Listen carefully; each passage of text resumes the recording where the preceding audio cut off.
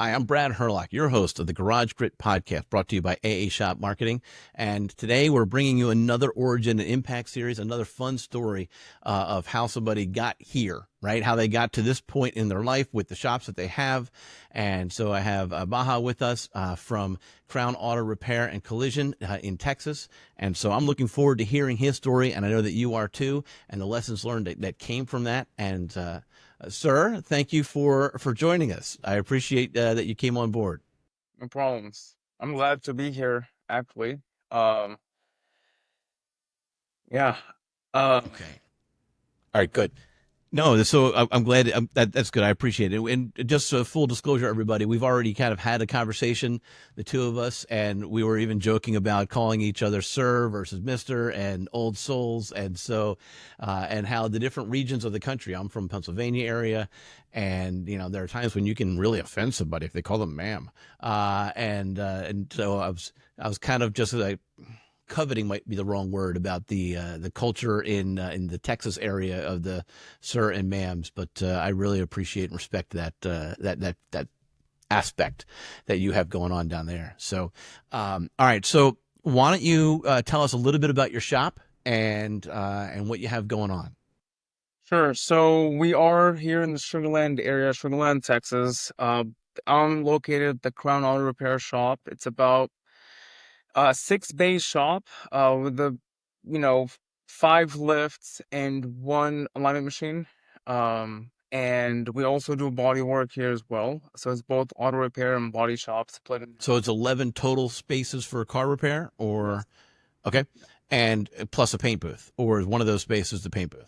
One of them is a paint booth. Yeah. Okay, all right, good. All right, keep going. And we have about 4 body man and 1 painter, and we also have about 5 mechanics.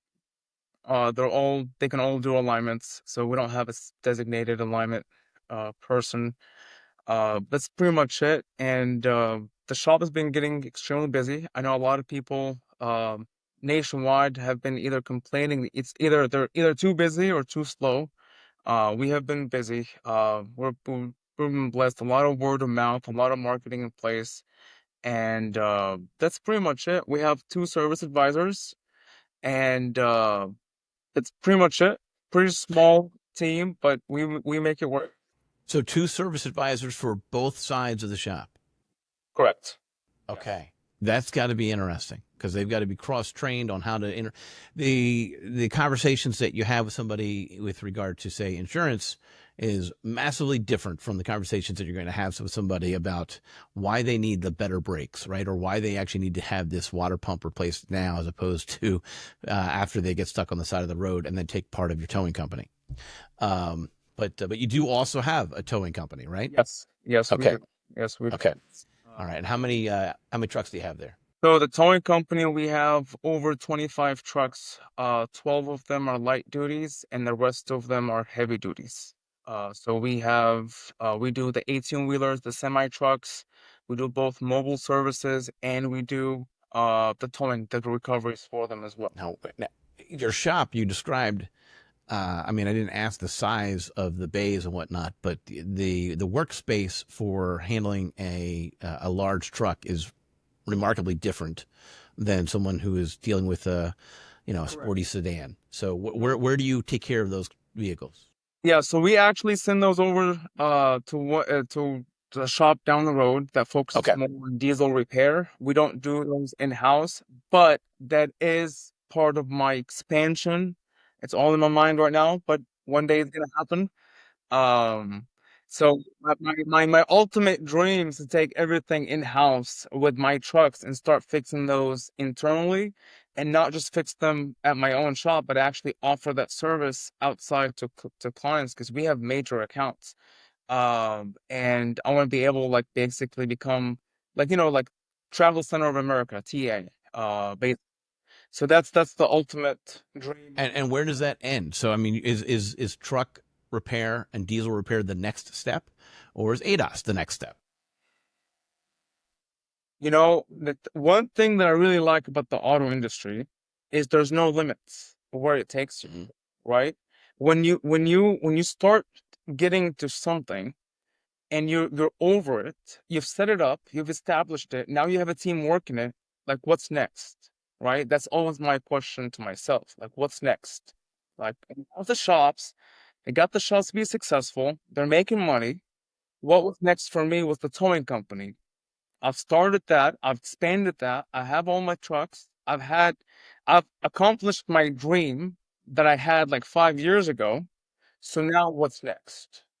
Right? And that's what I'm asking. Is it the trucks, or you haven't decided yet? It might be ADAS, it might be truck center and diesel repair, or maybe something third. To me, I think it's going to be the trucks, the truck repair shop, because I mean, that's kind of, the towing company and the auto shop. That's like kind of where my heart is at. Um, and they're both extremely successful. And one way to expand on to what I have already, a better expansion would be, I believe, in my opinion, would be the diesel repair shop. That's number Okay. one. Yeah. Okay. All right. I mean, Is that's ADAS one in thing. your radar? Right now, no. Okay. Should it be? How Yes. about hybrids? How about electric vehicles? So yes, we do fix electrical vehicles here at our shop. We don't advertise it as much as we should. We used to, but we do fix hybrids here at the shop. We do have an electrician who's badass. I mean, coming from an electrical engineering background, when I first started, I was like, I have to get something with electrical, right, to kind of use my degree in. But I mean, we do have a guy that specializes.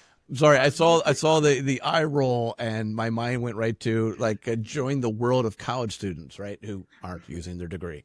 All right, Yes, so yes. yeah, all right, so we're gonna talk about that in a little bit. All right, so now, but I'm wondering, let's advertise the electrical side. Let's advertise the electric car repair. Let's advertise this, and I haven't looked how close Tesla is to you, but uh, but you said it's because you have one badass tech.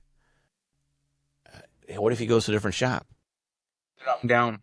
That's the issue, right? You Yeah. always have to be kind of prepared when it comes to that. But fixing electrical or hybrids vehicle in general is not the bulk of my business. It's a lot of it is heavy line maintenance and things like that, right? So you know when you start a business and you get into something, you don't just rely on that one person, right? I mean, for example, I always like to say when I started the business, I didn't rely on. I have a service advisor named Nathan. So if Nathan decides to leave, well, guess what? My business is going to continue going at the rate that it's going.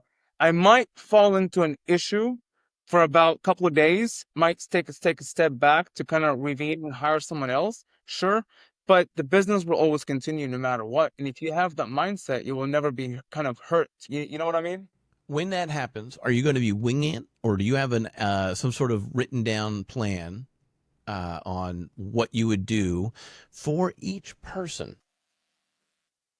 Very good question. I don't have a written down plan on what we should do. No, I don't. I think we should, to be honest with you. That comes with pre-planning. I don't have that. No, what I usually do is just, okay, we lost someone. We don't usually lose a lot of people instantly. Like we don't usually lose a lot of people, but that is very good question to kind of have my mind kind of opened up to that right now.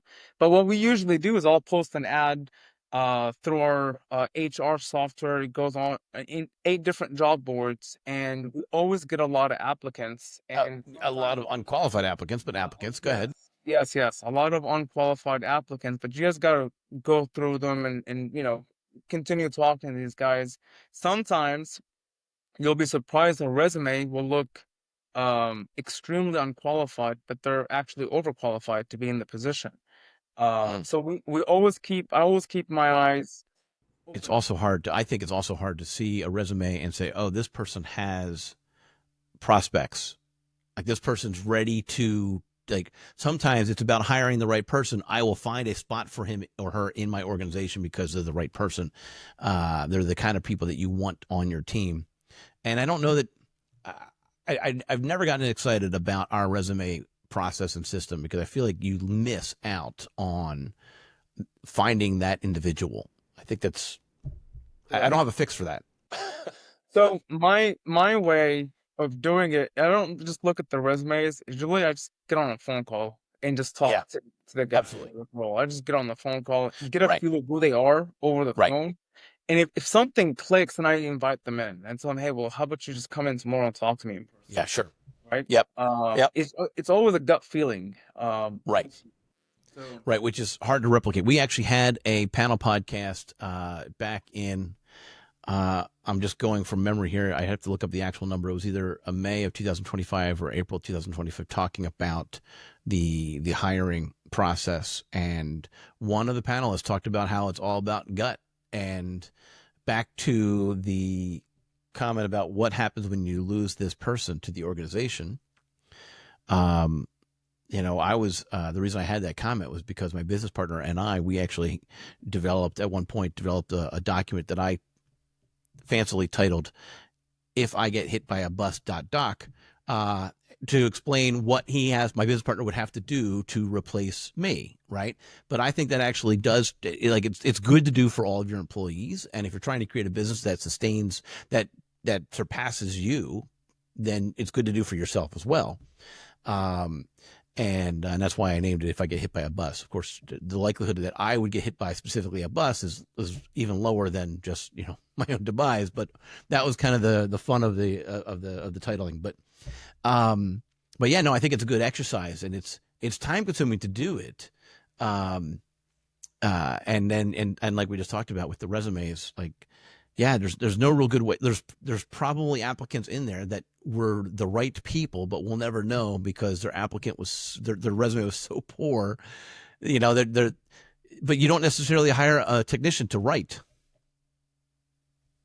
and so, like, so it's an interesting thing. But yeah, so how would you replace your gut is a follow-up question for you to think about. Because if it relies on your gut, you can't go to the beach for 3 months. correct, correct. No, So you're 100% correct. The one thing that's good about us is it's me, my dad, and my brother, right? mm, If one of us is gone, it's the same gut. it's the same gut, right? Okay. We all have what's the best of the interest is the business, right? Right. Now But that reminds me of a shop in Ohio. They need more technicians, but they're just going to have to wait until their 2-year-old becomes 16, because they're a large family business.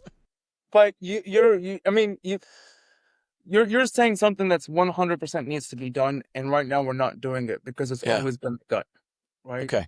All right. And it's always been the gut, and we hire on the spot, and like, okay, just get to it, let's go. Yeah.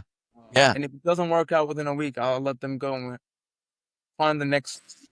Well, good for you, because that's a mistake that a lot of shops make is they hold on and try to people for too long, and try to make it work. And I applaud the compassion side of that, but at the same time, is there a balance between or is there a way to find be compassionate as well as not hurt your business, as well as not hurt the shop? So it's always gonna hurt the shop, because I've been there, I've done that, right? I've held on to people for 2, 3, 4 months and same results, if not worse. And I'm like, no, they have a family.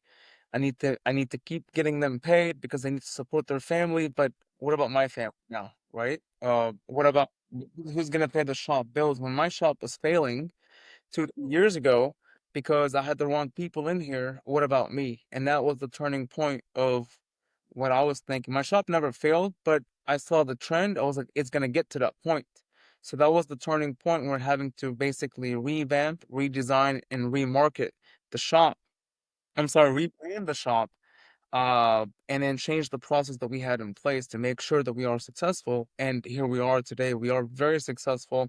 I mean, if I open up another shop tomorrow and I implement the same strategies that I have today, I mean, that shop would we start getting customers from the first day that we implement our Okay. system, right? I like that. I like that. And so, uh, it kind of made me think about what you were saying about the expansion of your vision, right? And you're thinking about going from repair, right, to now to body, and then to truck and diesel and towing, and like all these different separate verticals, but related verticals, right? So, um, but I never heard you say, now that I have this repair shop or this body shop wired dialed in, I'm going to go open 17 more repair centers in the same format. That wasn't, so that's a common expansion technique, right? It's just, I'm just going to open up more locations in more places. And I've heard stories where they've loved it, and I've heard stories where they said, I loved it, got tired of it, sold it, and now I'm back down to one location. So I've heard all sorts of different stories on that. And I found that interesting that you didn't go the route of, let me just open up 17 more locations, or 2 more, 3 more, 5 more locations. You went, let's go. Correct. Correct. And the reason why I say that is anyone that's even watching this and does have a heavy duty line like shop that works specifically on diesels will know that the ticket size on diesel repair is almost double or triple ticket size on light duty, right? And so we do mobile repair services on the 18 wheelers and the heavy duty side. We do we have three mobile trucks that we work out of, and our average ticket for that is like $1,200 uh per truck that we work on. And I'm like, if I really do want to expand into more locations, it won't be on the light duty side. It'll be more on the heavy side. That's why I need to get my first location up and running on the 18 wheeler side, for truck and trailer repairs, and then from there, yes, I would be looking into opening up multiple locations. Like I gave you the example of Travel Centers of America, which is a huge truck stop Yes. nationwide, and do fix those trucks, right? And that was the idea. Um, So I don't know. I'm thinking about this, and tell me a little bit. You said your average ticket was 1,200 on the heavy duty side. I work with repair shops whose average ticket on the light duty side is higher than that. So maybe we need to talk a little bit about Sugarland, and about the, what is it? It's a suburb of Houston, or is it considered part of Houston, like a section of Houston? Suburbs of Houston. But I mean, when we're talking about the average ticket, we're talking an average maintenance ticket. This is not a actual, something breaks down, you're going out and fixing it. No, this is go out, change oil, uh, maybe change an air filter and a fuel filter, right? Uh, some very small. You wouldn't even come close to it on the light duty side. Uh, but an average like major job, we're looking about anywhere from $5,000 to $10,000. I mean, we've done work that's worth like $25,000 with one ticket, and the profit margins are a lot higher than it is on working on a 2016 Toyota Camry, for example, right? Yeah. Yeah. And is that going to be protected, or is there going to be eventually a race to the bottom? Is there going to be another truck and diesel shop opening up at half the rate because they can? To be honest with you, I believe it's always protected, because diesel mechanics are very expensive. That's number one. So diesel mechanic is not gonna accept 25, $30 an hour, right? And so if they do, then we have an issue. Um, then I think, but it's also, I think diesel mechanics also have, they're treated a bit differently than light duty mechanics, but also they're hard to get. That's number one. But the main thing that I really want to go out there is they take a lot of pride in their work. They take a lot of pride in their work, and they're not going to do anything for cheap. They're just not going to.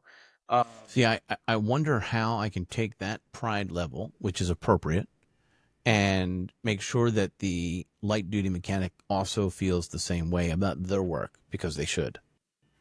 I mean, I get that it's a different training and whatnot, but that's what was jumping in my head when you were saying that was I want the body tech, I want the paint sprayer, I want I want the paint guy, I want all of them to feel that much pride in their work. I want I want the janitor to feel that way as well, right? Because without like all of those pieces. I think it's more about personalities. I've seen a huge personality differentiation between the diesel tech and a regular gas tech, right? But also, I think that the amount of training, the amount of investment that goes in it, as well, diesel tech, I think is a little bit more dedicated, uh, to their work. To be honest with you, I have a lot of light duty techs that I deal with every day, and I love them. They do a great job. I would never get rid of them, right?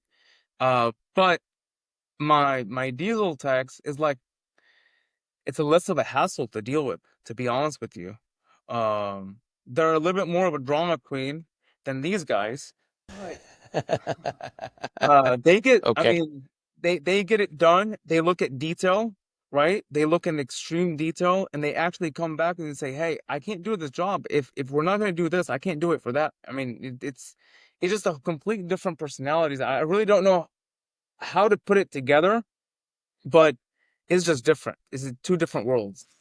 So, you mentioned the high maintenance aspect of the diesel tech, um, and one of the suggestions that we got earlier this year was that we should do a panel podcast where we'd have three different shop owners just talking about how they deal with divas on their team. And right, yes, and that's the response that I get from everybody, and yet no shop owner wants to actually put it on the table. I put their name with here's how I deal with divas, right? So it's a fun topic that I can't find people. I'm still looking. I want to find three shop owners who want to be plain spoken to other shop owners on this podcast. And of course, it's not exclusive. Technically, your employee could listen to it, but it's how to deal with divas. Yes, Yeah, because that would be really funny. That would be right. I'm all in. Oh, I you're going to be on have that a lot panel. of them. I have All a right. lot of them, and sometimes, I mean, each I treat each person a bit differently. You gotta treat someone like a baby. You gotta treat the other one like, like he's family, like he's in your life. I'm talking about like he just replaced, like he's your A new how girlfriend. do I put this? Yeah, like for real. It's different, and each person complains about things that should not even be talked about, should not be complained about. But it's okay. That's part of business. It's part of. I just deal with it and I laugh about it and I move on. Okay. Now, there are people who are older than I, or even in my age group, who would say that that's a generational thing. What do you have to say about that? I don't think so. I mean, these guys are older than me. Though the divas that we're talking about, these guys are older than me, so I don't think so. Okay. I Well, how think much older? Because there's a couple different generations that we're talking about here, right? So you've got the boomers, you've got and the boomers and the X's are the ones that make the most comments about the what's after X. Is it millennial? And you're not in the millennial. You're in the one after that, right? I mean, what is that? Is that why? What is the generation for in their late 20s? I'm not even sure. Um, Let me see.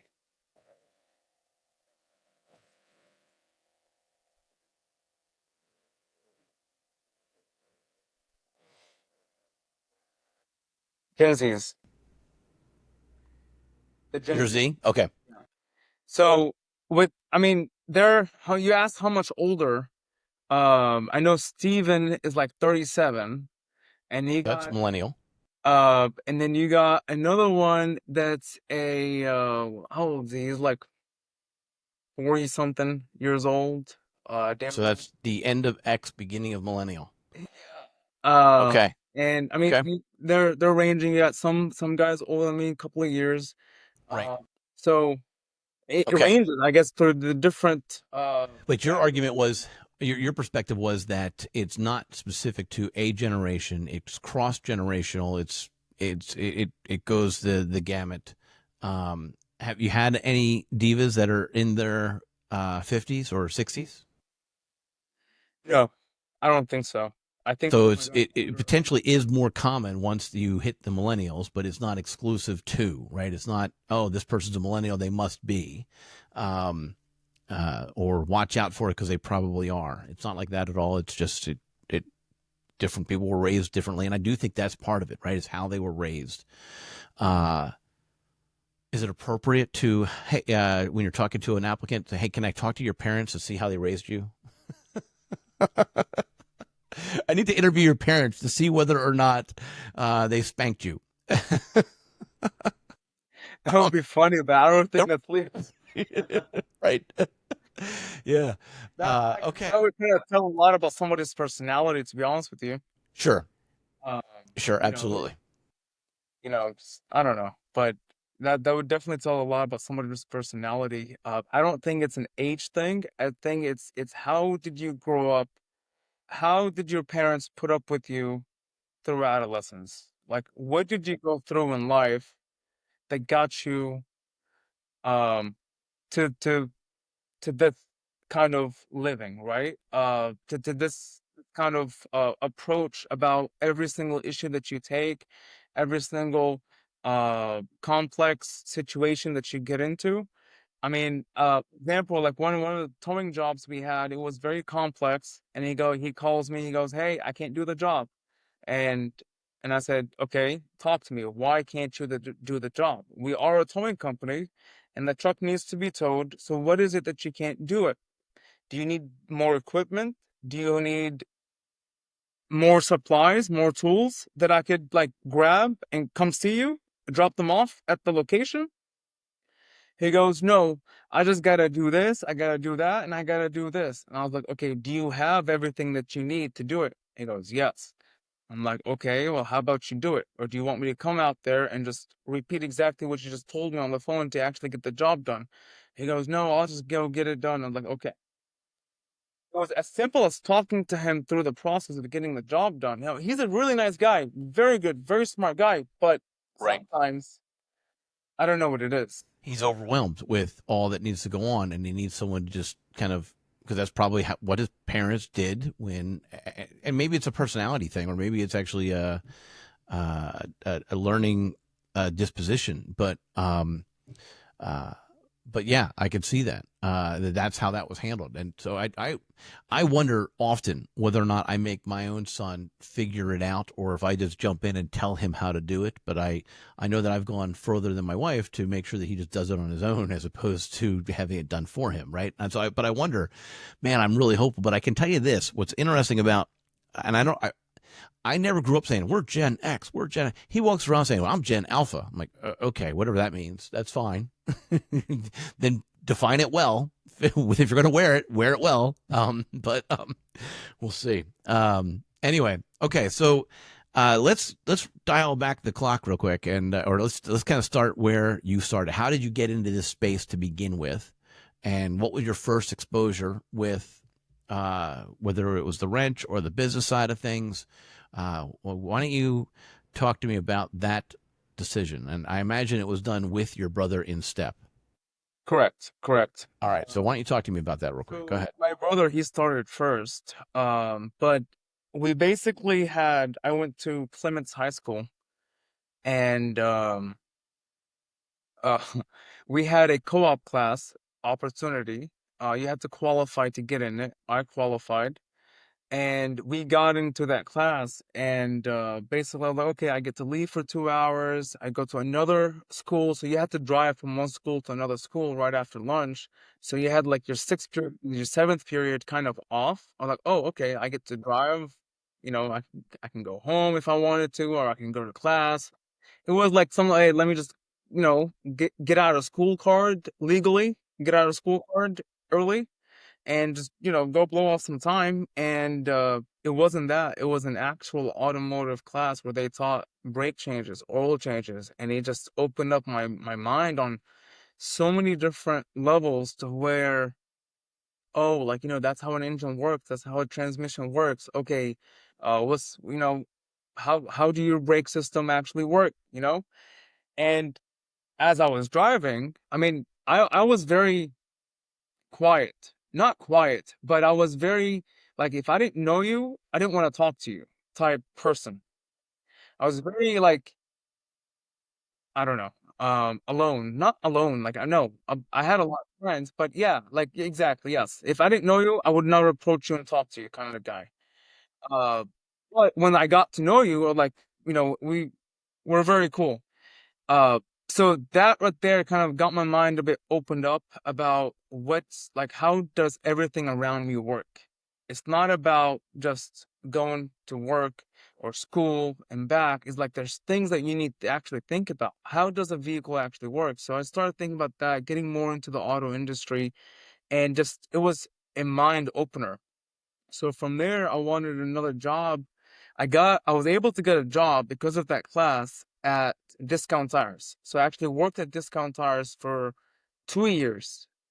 Best job in my life. Uh, and that job got me to actually, okay, learn money, right? I've made so much money from that job alone. I was asked to become so once I graduated high school and got done, now I was going to college, and they offered me a full-time position to be the All right. So you were working at Discount while you were in high school. yes, yes, yes. Okay. Uh, Junior year and senior year of high school, I was working at Got it. Discover and going to school at the same time. Okay. And so once I graduated high school, before I graduated high school, they reached out and say, "Hey, can you work the front?" Because I was a really good sales guy. Because they had me at the air check station checking people's air.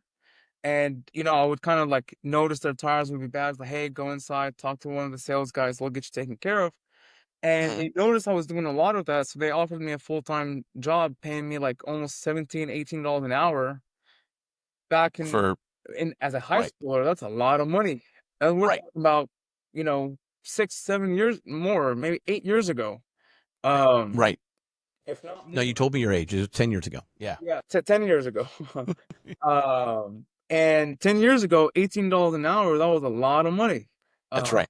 so, I declined, and I left that job, and I actually went to work for the dealership. I went and worked for Sterling McCall Cadillac.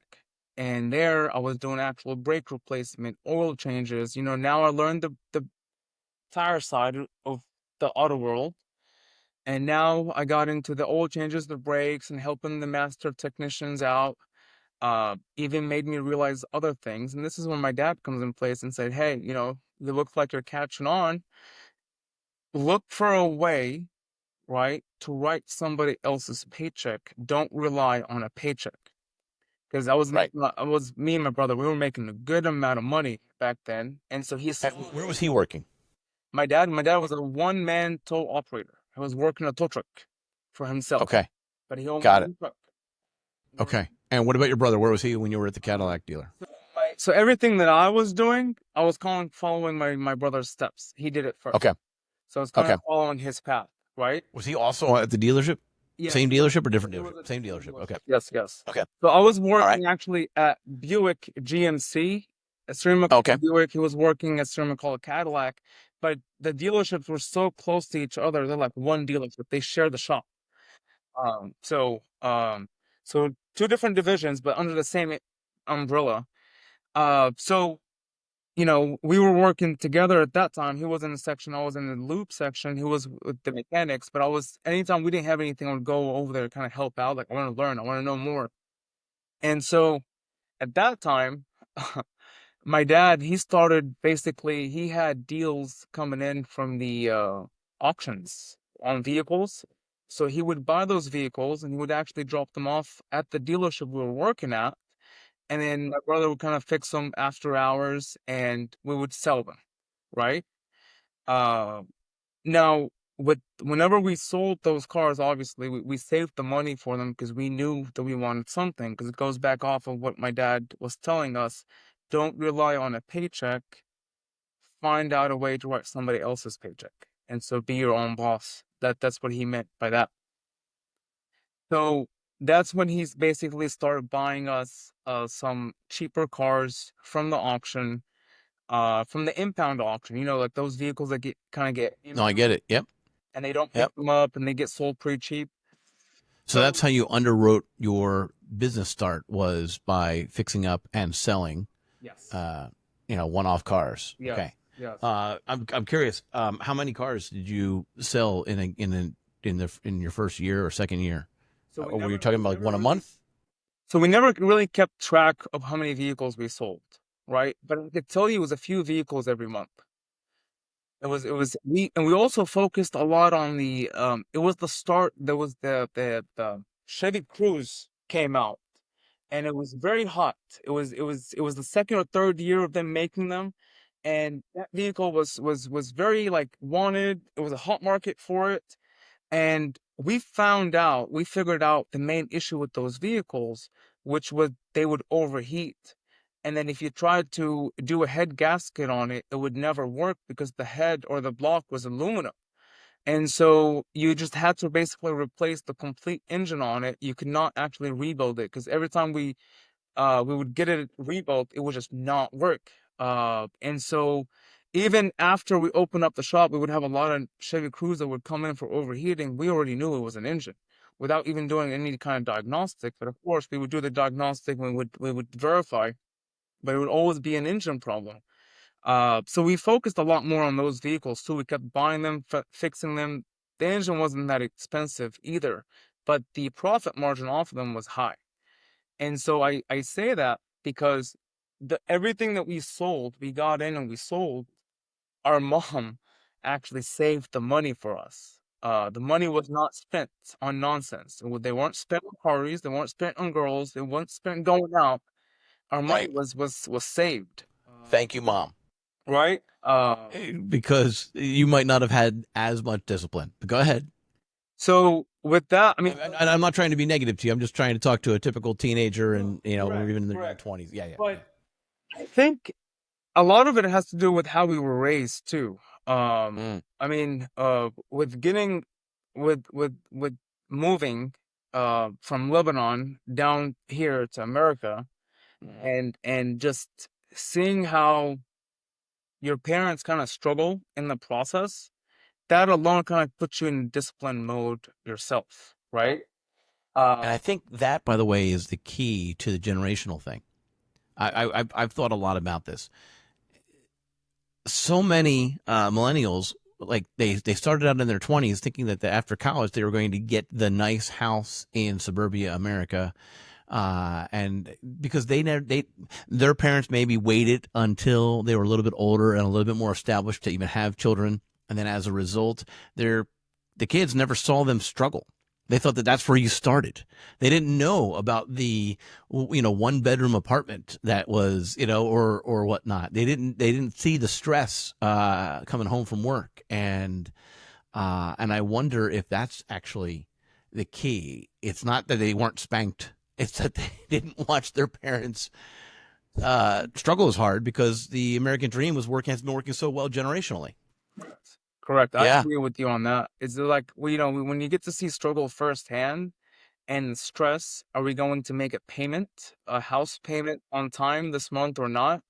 It has a lot of impact on the person, right?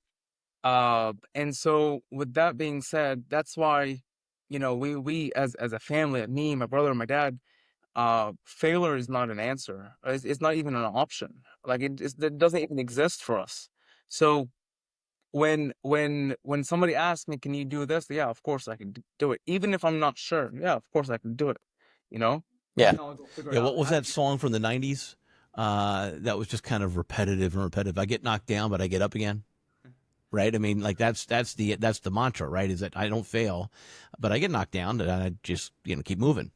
Yeah. So So that's exactly what I go by, right? I mean, there's nothing that I can't do, right? If I don't know how to do it, that's different than I can't do it, right? And if you don't know, then you can figure it out. You could always figure things out. Especially, it doesn't matter in what industry, what business, whatever you do. I don't care what it is. You could always figure it out. If you don't, you gotta ask. Some people, their ego gets in the way and they refuse to ask, and that's the biggest failure right there. it's okay to ask. I mean, if people ask me, how did you get into the towing world? I'm like, first, okay, we got the shop up and running. It was successful, and then I needed a next challenge. So my dad comes in with the idea, say, hey, let's bring back the towing company, right? And I started. We got our first truck, and I didn't know. So I was asking him, and I was called other competitors. Actually, I called a friend of mine. His name is Roy out of Bintello Record Service. Another friend of mine, his name is Jesse. I don't deal with him a lot, but I would always call him, say, "Hey, I need your help." And they actually got me in the heavy duty world. I would ask them questions, say, "Hey, I got this call. They want to remove the drive shaft. Well, what does that mean? You know, that was like 5, 6 years ago. Why do you need to remove the drive shaft to tow a truck?" And they would explain that to me. And like, okay, well, how much do you charge for it? Well, what would you charge for something like that? And they always give me their prices. And so I learned from them. Yeah, and that wasn't a random cold call to that person. That you had established a relationship with them before, Yes. and this goes to something that we said before we actually started to hit the record button, which was, uh, there's plenty of cars, there's plenty of trucks. Exactly. We like even your most immediate competitor can be a friendly competitor, right? It can 100%. be. It can. Yeah, that's up to you. If I always You tell know, people that if you feel like your competition is a problem, you're in the wrong business because there's no such thing as competition. Because there's so much work to go around. You just need to know what to do and how to get it. And you need to go out there and get it. You need to figure out how to market your shop, how to market your whatever business that you're in, and go out there and get it. There's so many different marketing strategies that you could do to market yourself, right? yeah, yeah. Let me back up. So I think we skipped we kind of we kind of paused on the timeline story. You're selling cars. Your mom's saving the money. How many years ago did your brother and your dad say, okay, let's just start a repair shop? And or was it the body shop first, or was it both? It was a repair shop. It was called Zach Auto Repair in Houston. That was back in uh 2018, the end of Okay. 2017, beginning of 2018. And you bought an existing shop. We bought an existing failing shop. He had no Okay. customers. His Yep. customer base was a lot of car dealers that were looking to pay about $50 to $60 an hour uh per job. And we we got in, and we kind of kept the same spectrum of his clients. And then we started basically charging more and changing the way we do things. And eventually we lost all his clients. But it was a failing business because he had no walk-in customers at all. Right. And so, um, man, it was tough. It was 6 to 8 months. We're not making any money. So how we got there, how did we buy the shop is we got all the money saved, and my dad, he had originally sold his house that he owned in Lebanon, and he got the money in, and we bought the house. I mean, not the house, the business. And now it was like his life savings. That house was his life savings. His Yes, 8 months without making any money at the shop, that was like he was getting extremely stressed out. I would think. I mean, he's running that money out, and that's At this point, was he still towing? no, he stopped Okay. completely. He was with Yep. us inside the shop, Yep. and he's completely stopped. So I was going to school. I was going to University of Houston at that time, at the same time, and it was very tough. And then eventually we found a website called Groupon, um, and we saw a lot. Yeah, biggest mistake of our life. Anyways, uh, we found Groupon. We found a lot of shop, and Midas was on there. Meineke was on there. All these big names were on there. We're like, oh, it must be good. We got it on. We got. Uh, we put ourselves on there. They make 50% or 35%. 30. No, it was 40%. Now they've dropped it down to 35%. But we're not doing Groupon anymore. They had about a 40% split commission. So we get 60%. They get 40% off the deal. And then you had to basically do oil changes for like $40, $30, $25, even $20 oil changes. We launched that. We actually got a lot of customers from that. A lot of people walked in. Now, at that time, me and my brother were like the shop manager, the shop supervisor, the shop service advisor. We were like everything in one, right? And so we were using our techniques, the upsell techniques that we learned from Discount Tires and that we learned in the dealerships that they taught us. You know, we were applying those same strategies in our shop, and we actually started making money. We actually started becoming profitable, right? From zero Okay. clients to some clients. All right. Well, it sounds like Groupon was not an ouch then. It sounds like it worked. In the beginning, it worked because we were okay with the, I like to call it, $40 is better than $0. exactly, right? It was Okay. some revenue coming in. The name Yep. was coming out there. We were giving such good customer service that people were actually returning for their bigger services. Okay. We started seeing the trend of our Google reviews going down because they got charged an additional $5 for their shop supplies or their taxes, or because they needed a drain plug, or we started seeing those bad reviews start coming in because what somebody had mentioned to me. I talked to another shop about Groupon at that time, and they said, "Well, hey, yeah, of course you're gonna get those bad reviews because you're advertising for the bottom feeders, so you are gonna get the cheap clients in, and when the cheap clients come in, what do you expect? They're gonna pay. They want the most for less." And so all of that started making sense. And then we So felt, Groupon blew up your Google reviews. yes, 100%. Okay.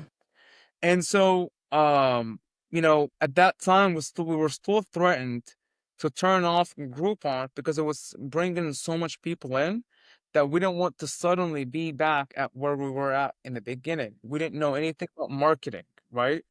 At that time. Then we ended up hiring a marketing agency. After a year and a half, we ended up hiring a marketing agency that we were paying about $800 a month to do a website and to make sure that we start getting some clients, right? No one told us about Google Ads at that time. No one told us about anything. Even the advertising agency didn't tell us anything. They just were more focused on a website creation. Hey, you got to have a website. Yeah, that's not enough though. Yeah. And I said, sure. So we were paying them about 800, started at $600, and I don't know what I added on there. We went up to $200 additional. So I said, okay, so we were able to afford it. But then we did our numbers, we were breaking even. Okay, so now how do you move up? One thing that helped us at that time, we had a hurricane that come in, Hurricane Harvey came in. A lot of vehicles were flooded. I mean, people just didn't know what to do with their vehicles. And a lot of people came in, like basically the Groupon customers that got flooded out, they actually brought their vehicles over to the shop. Some of them were saved, some of them were dealt with insurance, some of them were totaled out.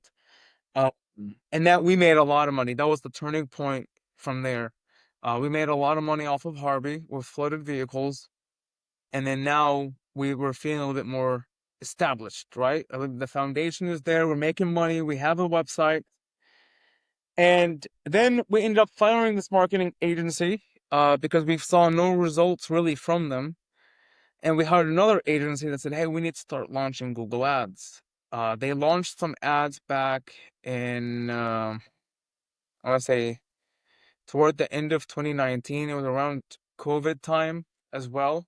But I And this remember is still under the Zach Zach, business name? Zach. Correct. Okay. Correct. So 2019, we start launching Google Ads, and we got scared of Google Ads because our ads, it ran our budget off. We spent like $500 the first week, I think, but we got no clients in. And so that kind of like discouraged us from using or doing Google Ads. And so at that time, I was like, no more. Like we've hired Right. multiple agencies, and there's like Yeah. no results. Well, but the mistake that was made, and don't take this the wrong way, it's because I think you actually understand it now, is you try a thing, you don't even realize that you tried a thing wrong, and now you've written it off as that doesn't work. and that's not necessarily the case. So Google ads aren't for everybody, but is a time place, and there are different markets, different size, different goals, but it's even still, it needs to be well managed. It's not a set and forget type thing, especially with Google's AI, that they're constantly adding inappropriate keywords just to try to get you to spend all 500 hours or more of your budget as fast as possible. So it needs to be tended to. All right, so you're still under that name. At what point did you change the shop name to So AM? no, Zach is still Zach. But Oh, even today? yes, even today. Okay. So we ended up in 2019, the end of 2019, just around those marketing agencies' time, we still had Groupon as well. And me and my brother were started like bump heads, like who's more alpha kind of in the shop, who's gonna run what, who's gonna do what. And this is my dad's, okay, like we're not gonna be doing this at all. We need a different shop. We all need to separate. And so my dad starts seeing the trend of, like two brothers, of course, they're gonna fight at home, they're gonna fight at work, they're gonna fight everywhere, right? Uh and so we end up finding another opportunity, same deal. This is the shop that I'm in right now. It's in Sugarland, and same thing, failing business come in. They only had 3 bays. It was three bays, one lift only, and it was called AM Lube and Auto Care. And that shop was just another thing. Like we paid him off to just get him off of the shop, and we came in and we started getting so busy. It was around COVID time as well. We got so people already know who I was. We sent out marketing campaigns through it was called Mechanic Advisor at that time. Now it's called Steer. Not very happy with them, but um uh but they we sent out marketing like, hey guys, we got a new we've accumulated like 3,000 contacts at that time. Say, hey, we got a new shop in Sugarland. Everything is the same ownership, just an expansion, and people start coming in. I mean, that shop started bringing in clients, on a daily basis, every day. And then we partnered up with the Repair Pal. We partnered up with different websites. They start bringing us some customers. That's when we start finding out about extended warranties, that we can actually work on vehicles with extended warranties. We never thought that we, as an independent shop, that we can, but we actually can. So now we got into that side. Instead of telling people to go to the dealership like we were doing before, now we're doing them in-house, right? That added on another $40,000 to $50,000 a month worth of services, because people had them. People didn't know that they had them, so we were advertising, "Hey, do you have an extended warranty? This might qualify under your warranty." And then they would call their dealership and find out their warranty if they had it. And believe all almost 95% of the customers that didn't know that they had a warranty on their vehicle. So we made them realize that, hey, maybe you don't need to pay, you just need to pay your deductible and move on. Um, so that was another way of to get more income into the And shop. how did you get the word out on that? Oh, just in person, whenever they would come in and say, hey, we're finding out warranties, we can work on warranties. Do you happen to have one? Right. And then just, after we do the initial inspection on the vehicle and see if they need, like, sometimes they would come in, axles need to be replaced because they're ticking, and, things that they're complaining about. Before I even try to sell it to them, it's like, hey, well, do you happen to have a warranty? Maybe the warranty will cover it. So that was another side of it. And then that's when I said, okay, we started getting a lot of customers. And then it was tough being here alone at the shop because I had to drive. So I was going to college at that same time. And I had to drive from the shop to college like 3 times a day. I had the morning shift, and then I had classes in the afternoon, and then I had the night shift classes. And so I would come in the morning, open up, I would leave, I would come back around noon, I would leave around 3, come back around 6, 7. I would make sure the shop is closed and drive back to the shop, drive back to college and have my last class. It was around like 8:30, 9 p.m. And I would actually stay there and just keep studying there, because if I got home, I wasn't gonna study, right? And so now looking back at what I actually did, I was like, how did I do that, right? There's no way. Youth. Um, Youth. yeah, Youth. That's the answer. it was tough. All right. But that goes back to the point that I was saying. There's no is not an answer. When you've gone through all of that, and you've Yes. done it, it's like there's no obstacle that can come your way, that can actually put me down and say I can't do it. You just got to keep moving. So Okay. So did, so your dad is a part owner and the Zacks and the Crown? so I'm sorry, at this point, AM Lube? so we don't say part owner. My dad is the owner, right? Okay. Got it. So because it's a cultural thing, it's a family thing. My dad, he owns everything. We just run and manage, right? But in realistically, it's all of us. Yep. We Understood that too. I get it. I get it completely. Okay. So, AM Lube is still a shop that's open, or has it been replaced with Crown Auto? And how did you get there? Car repair and collision. All right. So how did you get to that? I missed that step, I think, as far as how that got phased out. That wasn't the Groupon issue. That was something else. No, that was the Groupon issue. So even whenever I thought the Groupon issue was with Zacks. So So you did Groupon a second time, even with your experience with Zacks. Okay, and again you had the bad reviews, and this time it was even worse. And you said, okay, it's easier to just reboot the brand, file with the state differently, and than it is to deal with the number of these reviews, which technically don't apply because the issue is price point and not service level. And you're trying to hone in on customers that want service as opposed to price anyway, right? So, all right, well, good. Okay, so how long ago did you make that switch? 6 months ago? Yesterday? about a year and a half ago. Okay. Started with the transition, but we made everything we're making everything public. We've made it public the past 6 months, so we're still working on all of our socials and all the social and citations and whatnot that are out there. Correct, because it's still all over the place.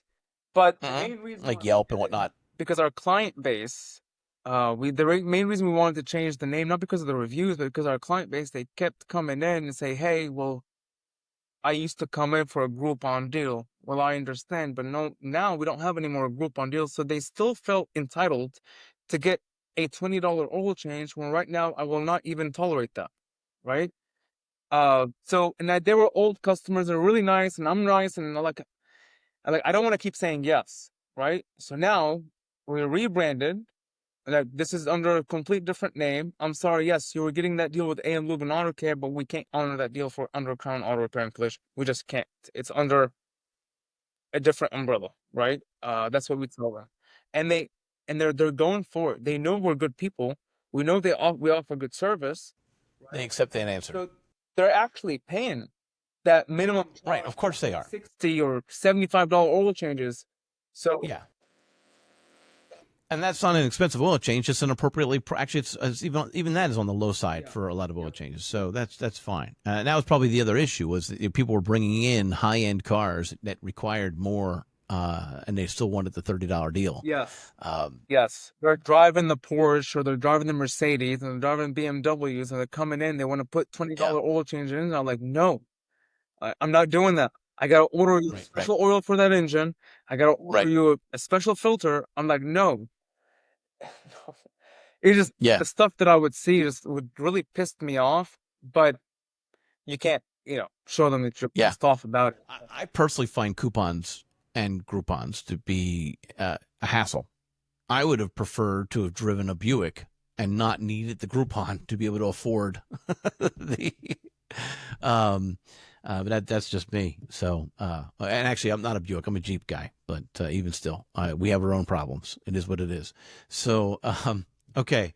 All right. So here we are now. And if I understand the footprint correctly, there's, in the family, there's 2 auto repair shops. Are they next to each other as far as market? Are they in the same market? Or are they in separate markets? No, separate. Or is he also in Sugarland? So you got 2 in Houston, right? And then 1 in Sugarland. One of them in Houston is mechanic and body. The one in Sugarland, mechanic and body, and the other one in Houston, which is about, I'd say, 8 miles away from here, which is still within the same kind of region, but then he has a Houston zip code. That one Hmm. is more specific on our dealerships. So what we do is we buy the cars from the auction, we fix them at that shop, and then of course we'll Okay. resell. So I Okay. don't know if I stated, we do have 3 car dealerships as well. So Yeah. You did not initially, but or pre-recording you did, but not during this recording. So that makes sense. And that adds to the whole picture of what is being owned by the family. yeah. And it goes back to the idea of we want to capture all the aspects in this space, right? Are the dealerships used car dealerships or new car dealerships? They're used car dealerships. All right. They're very successful. We started out with one small lot, shady looking car dealer, small mom, Yeah. bad, Yeah. Yeah. these bad reputation name kind of dealer. We Right. offered good service, but I mean, the stereotype, I right? I've seen them. Yeah. Yeah. And we still have that lot. We use it as a surplus, like park customers' cars there whenever we get 2 3. So we still have that lot, but not for selling. Right now we have a car dealership actually across the street from this shop. It's 1 acre. We have another car dealership that's on like on Highway 6. It's on major highway. Uh, it's a huge showroom. It's very, like dealership style, a dealer you would want to walk into. And we have the same setup in Houston as well, next to the Galleria, which is a really nice area as well. Very upscale uh, position as well. So, we focus a lot on luxury vehicles and trucks. Okay. So And so, what are you doing right now for ADOS for calibrations and whatnot? What do you I do actually you take him. outsource that? I take him next door. There's a shop that has opened up in the past. Like he's been there, what, 6 months now. We take him over Okay. for him. He does them for us. Okay. And I'm just let's see here. I want to go out to a map. You said they're next door? Yeah, they're a card store brand. They're off of Old Okay. Richmond, no, West Belfort. That's Okay. How far away for you is that? like point And 0.5 you miles. Oh, easy then. Yeah, Right. yeah. Okay. Yep. Okay. And how did you come across them? He owns Texans Auto Repair and Collision on Highway 6.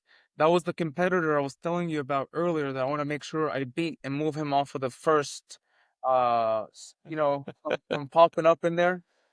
Right, right. You're friends, though. You're also friends. Just so the people are listening, it's not an animosity type. It's just yeah. The smile says it all, right? I just want to be on top. Heck with you, right? So Yeah, I get it. I'm Okay. really close to his service advisor and Terry. I know Terry as well. They used to send us a lot of work on the towing side.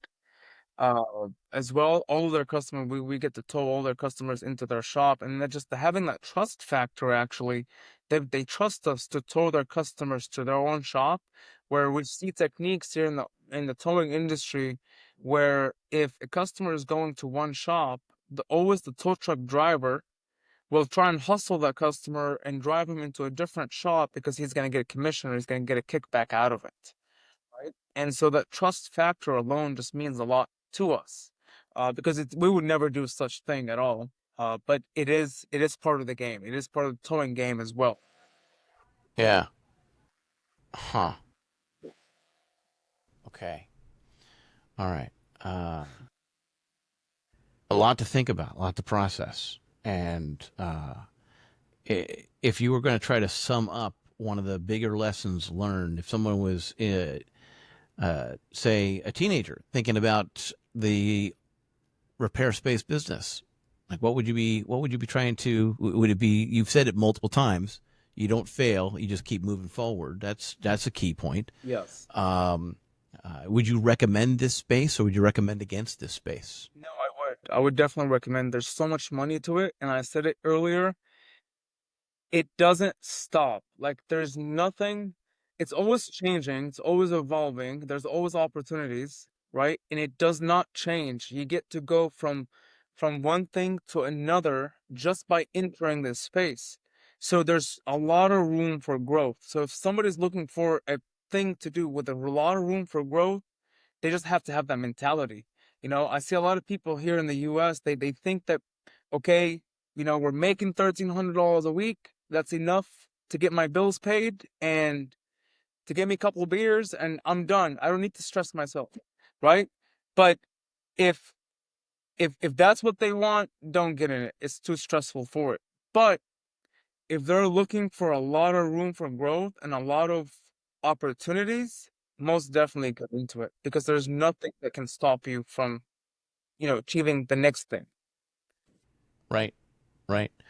And are you doing any of the repairs yourself now, or that was such a short window? You did that at Discount Tires, and then Yeah. shortly after, well, while you were at Zach's, right? But as soon as the business started to grow, you Even delegated. even at Zach, whenever we took over the business, he had a team of 4 mechanics. We kept the mechanics, and Okay. I didn't do any work at all.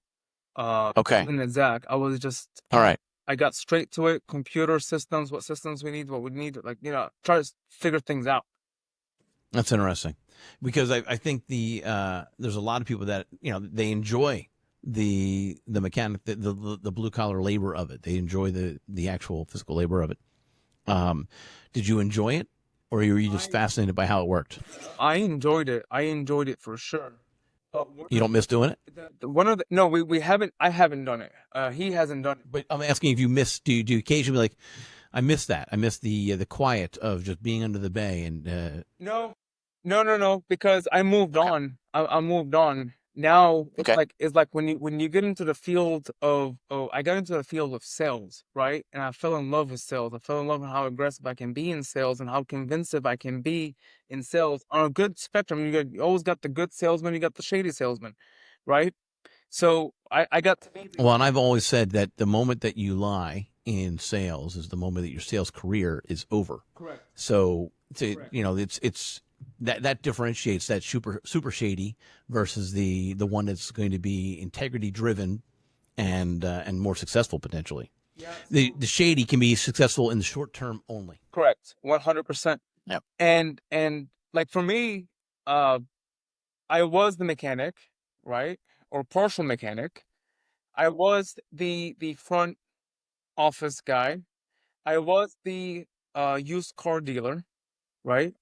I was the body service advisor. I was the service. I've tried it all. Now I just get to take a step back and monitor all these positions and see how can I bring more customers into the business, right? Now what I do is I work on my business. I don't work in my business. I don't know if that Correct. makes sense. Correct. And It makes perfect sense. In fact, in March of 2024, we had a podcast right here on the Garage Grid podcast about working on instead of in your business. We had 3 shop owners, having that chit chat and how it's easy to get pulled back in. And if you don't have the systems in place or the people in place, then you're going to get pulled back in sooner. And the one shop owner was talking about how he is the bench. Right now, he's the bench for, so if someone is, we talked earlier about the technician that is specialist in the electrical side. Like he's the bench. If someone were to leave, he's a filler. And I said, well, have you thought about have you thought about getting a utility player that can be the bench for you so that you don't get pulled back in? And he was just, oh, well, maybe, right? I mean, that's the thing. Like, it's not bad to it's not bad to be the utility player, but then you need to add that to your staff if that's how you're going to run your shop. 100%. Yeah. So For me, I mean, no, I don't think I'm the bench for anything, to be honest with you. okay. Because like next month I get to leave on a month long vacation, right? Yeah. Okay. And Are you allowed to share where you're going? yes, so I'll be in Malta for about 4 or 5 days, and I'll be in South France for a few days, and then I'll be in Lebanon for about 2 weeks, and then go to Italy after that for about a week, and then end it in Qatar for about 4 days and come back. Wow. And it's just you, or is it you got family you're going? Like, Lebanon, what's the step? Lebanon and Italy. It's a family trip. Good. And then the remainder is solo.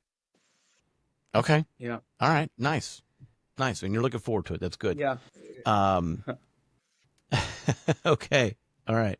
That's part of the non-burnout Yes. Yes. I do take multiple part. trips during the year. There's a lot of trade shows. That's part of why I think I'm very successful as well. I know when it's time to leave.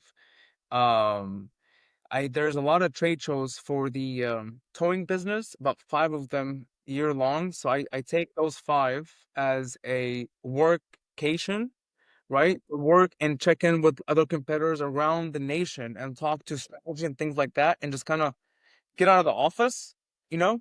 And then we also do 3 other trips that are family based. I mean, our whole family, we go out like Cancun or Cali or Florida.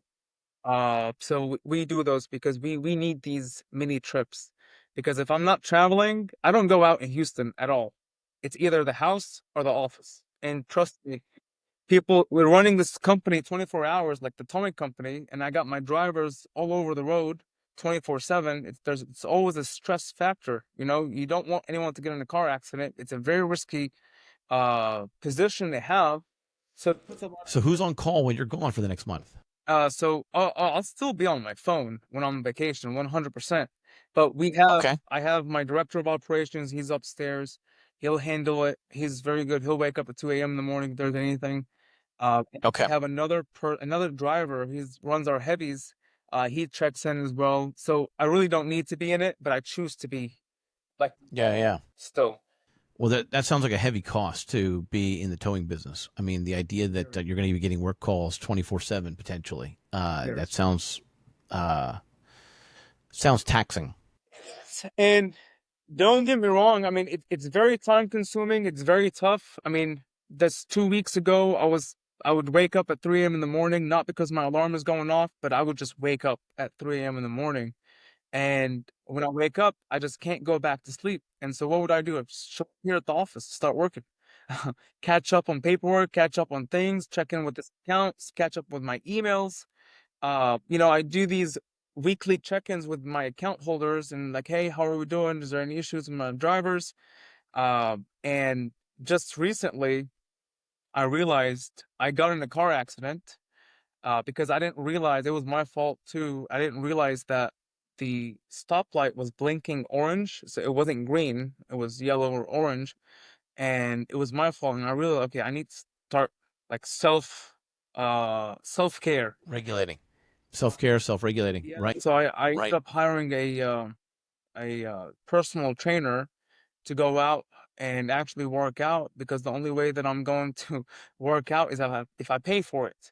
If I don't pay for it, I'm not gonna go to the gym. It's just that, it's one of those things, to get me out of the office. And now this man kind of burns me out to where I don't even wake up at 3 a.m. in the morning. I've been actually sleeping for the past 2 weeks. So, so if anyone having that struggle, hire you a personal trainer. After you train, do a cold plunge, and trust me, you're gonna sleep like a baby for like Oh, 9 hours. geez. Now you sound like Joe Rogan and whatnot with the cold plunges. It works. It works. I'm telling you now. I don't know. I actually sleep. I don't know. Was it last year? I think it was last year on vacation. Where we were down the beach, and actually it was the shore because it was in Jersey. And if you around here, if you go to the beach, you're in Delaware, and if you go to the shore, you're in Jersey. I don't know why, but it's the same sand, right? And so, it was early on in the season, and the vacation season, and the water was still very cold. The Atlantic was extremely cold, and my knees, my elbows, my hands just ached after getting out of that water for a long time. So I wonder about the cold plunge. It's great for this. It's great for this. And I'm curious to know if people with my stage of arthritis have actually, like, do they not do it for the same reason that I experienced? I'm like, I guess cold plunge is not for me. That was kind of my takeaway from that vacation, was that this hurts too much. This can't be good for me. But I keep reading that a little bit of cold water helps you wake up. It helps you to, helps your Yes. turn your senses on and it stimulates certain repair cells. And I don't know, like at the point that you have advanced arthritis, what do you do? I don't know the answer to that. Yeah, I wasn't gonna get into it at all, but my dad, he he gets in it, and he's so happy about it, and he makes him feel so good, and he kind of Yeah. home and he kind of rubs it in my face. Did you get in the cold plunge? I was like, no, I did not. And he starts laughing at me, and he's like, I was like, oh my God, now if I don't do Now it, you have to. he's gonna keep giving me shit about it. So let me just go get it Okay. over with. And I actually fell in love All with right. it. All right. All right. So if we kind of sum up here, don't quit, keep moving forward, figure it out, ask questions, and have somebody who pokes at you. So to remind you, you need to keep advancing, and take care of yourself, and with the self care. Those are all key points and key summaries. And I've really enjoyed. Thank you for coming on to this episode. I'm grateful that for this conversation that you were able to join us and tell us the story. And I'm looking forward to having you on the panel that's coming up, and that's going to be talking specifically to repair and collision shop owners. That's going to be coming up real soon. And so that'll be good. And I'm glad for that as well. So thank you for being here. No worries. It was a pleasure to be here. This is great. I mean, anything that I could talk about or say to kind of help the youth. I didn't mention, but I'm gonna mention it now. I am a certified SCORE mentor as well, with the SCORE office, with the SBA office. So I do kind of on my free time when I have it, if there's any opportunities that they email about, I do kind of the subject matter expert is what they call it.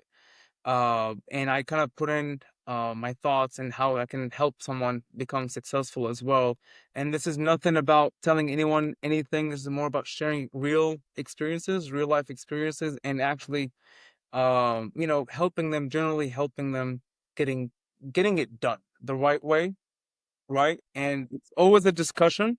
And so if there's anyone that I could really help out, I'll be more than happy to help. Well, I like that. So, I like that because that's the entire point of this Garage Grit podcast, this project that we're doing, and the sponsor of AA Shop Marketing. The mantra is, let's help as many shops as possible. Let's help as many shops win as we can, and that'll be enough, right? And so that's why we even have the Garage Grit Community Facebook group. It's small, but it's building, and the point is, as with other Facebook groups that are for shop owners, is to just develop a community to continue the conversation after these podcast episodes, where we can talk about the various topics that came up. And so, Bahaa, if you don't mind, I'm going to make sure that you're added to that group. And I'm actually looking up right now. okay, I'm looking up right now. I didn't Garage know there was Grit a Facebook group. Are you? Should I? So I can log in as the admin and make sure that that you get added. Yes. Did you request a membership yet? Did you find it? Um, does The it have URL two is actually engines? for Does it have two what's that? engines? Is the cover photo two engines in the background? Let's see here. It's the cover photo says the Garage Grit Podcast Forum. Okay, no, not that one. Yep. You found it? Yeah. Let me sign in here.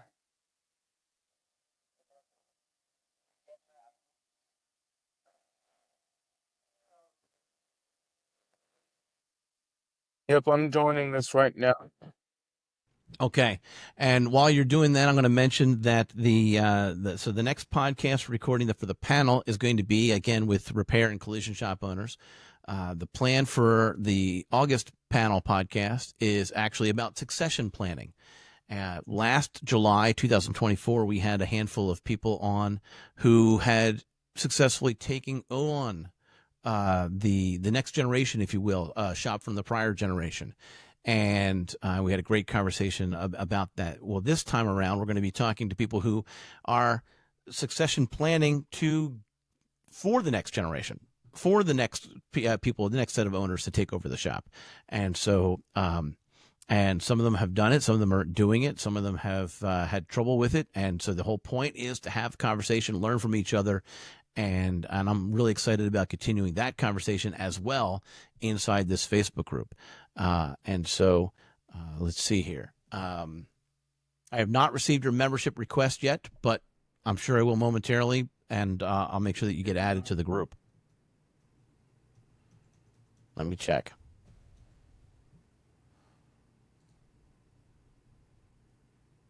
There you go. You've been approved.